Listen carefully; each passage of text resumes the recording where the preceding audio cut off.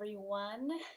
Happy Thanksgiving in the United States. I am very grateful to be able to be doing my life work and really offer a message of hope during hard times for parents who want to connect with their kids and then uncomfortable, hard emotions and challenging behavior become obstacles to that. And what do?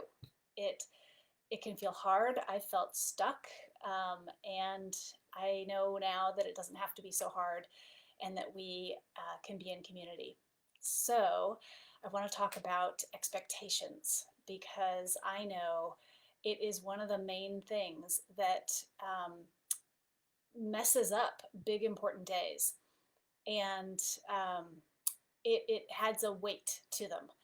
It unconsciously implies a should energy, that it should happen this way.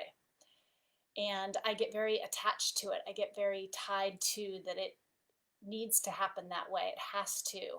And you can just feel by that there's an intensity to it. So, what can we do? So, an example is when I have expectations around my kids doing certain things. And instead of tying to the expectation, can I release the expectation and hold on to the need underneath? So let me give you an example. I had an expectation that my children help slice the potatoes for the mashed potatoes. And I was very attached to this. And they felt the energy of my expectation. They felt that they had to, that it wasn't a choice. And what if in their life at that moment they had another plan?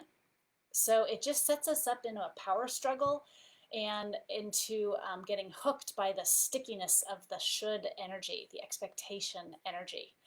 So, what else can we do? There's a lot of great things. So the message of hope is that under every expectation, under every intense emotion, under every discomfort, there's an unmet need. And I have a list of these on my website, so I encourage you, I have in the notes, to go there. And just to get curious about what I'm needing right now. The whole plan is that we want to connect, and we can't connect if we have this have to, expectation, should energy.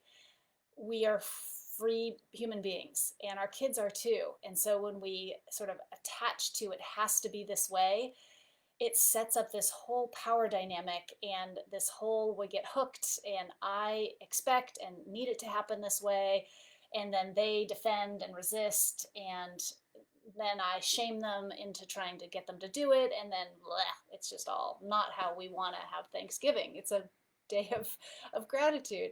So why big tip that I'd love you to try this Thanksgiving is whenever you notice yourself being serious and having expectation about how something should be, just notice in your body, where is that happening? For me, at my stomach, my jaw. Boy, the last couple of days, my trapezoids right here have gotten so tight. And it's because I'm really attached to things happening a certain way.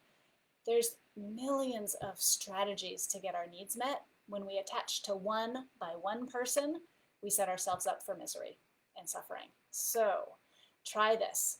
Awareness. Wow, I'm having expectation. Just name it. I'm expecting you to cut potatoes with me right now. One, is there anyone else who can help me? Can I do it myself and put on music and make it okay? Could they do it at a later time? Can I release? Can I get more flexible with the expectation?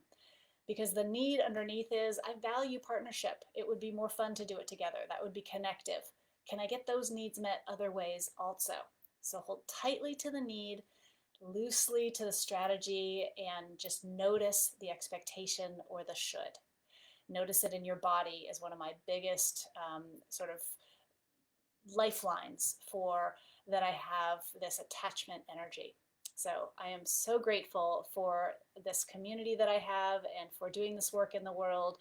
There is hope to have connection with our families, and Give everybody a hug. Another great way, if you've got younger kids, is chase them around the house. They squeal and love it and pretend to get them. I used to say, I'm gonna get you, and my kids would love it. So if anything gets tense or serious, break that energy, shift the energy, go into your bodies, tight to the needs but loosely to the strategies. Have a wonderful Thanksgiving and see you next week.